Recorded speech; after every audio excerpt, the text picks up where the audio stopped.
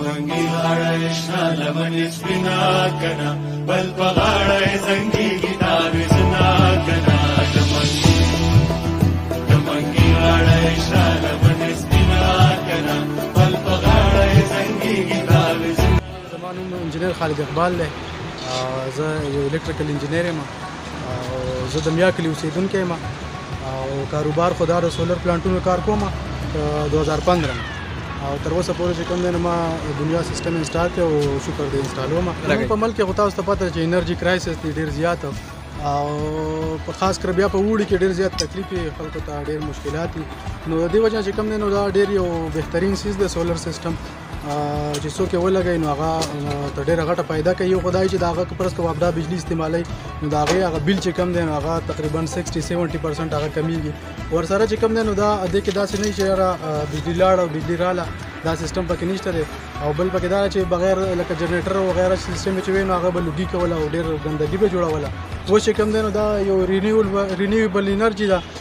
څه ګندګي مندګي نه کوي شور شرابه نه کوي نو ډېر بهترین سیستم دی. یاره جی دا خو د KVA سیستم حساب مختلف راځي 3 KVA 5 KVA نارمل کور چې کله موږ سیستم کوو نو 3 KVA نارمل کور دپاره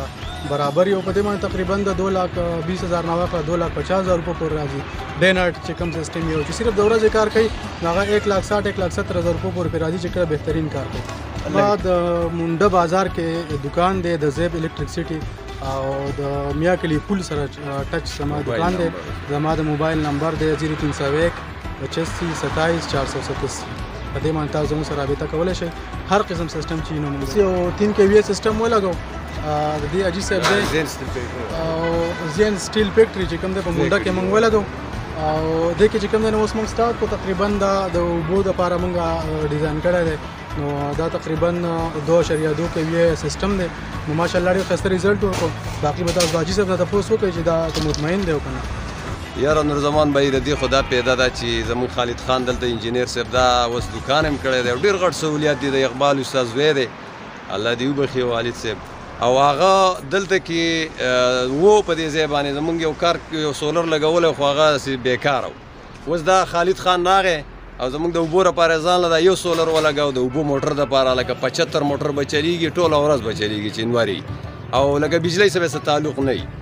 او دا بل چې دی دا د کور دپاره دی هغه هم لکه د کور د لیټونو دپاره د کور د اسرای دپاره هغې ځان له یو ولګاو نو لکه سهولت دا شو چې میټر د حکومت نه ختم کړ چې دا سولر چې کوم دی د دې دا پیدا چې اوله کې به 1 لک 1.5 لک لاړې شي خو لکه بیا ورته ټول عمر د میاشتې لکه د بل موټر 6,000 8,000 خرچه کوي د اوبو باره کې هغه به تا ته پري